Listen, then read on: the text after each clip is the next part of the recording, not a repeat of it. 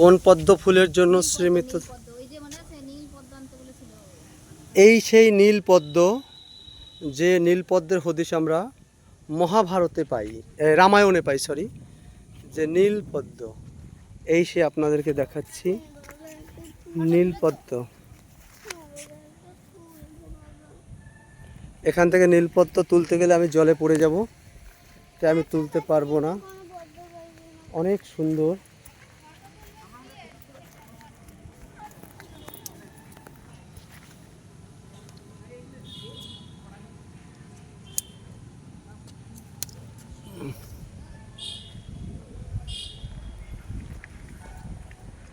এখানে আপনারা দেখতে পাচ্ছেন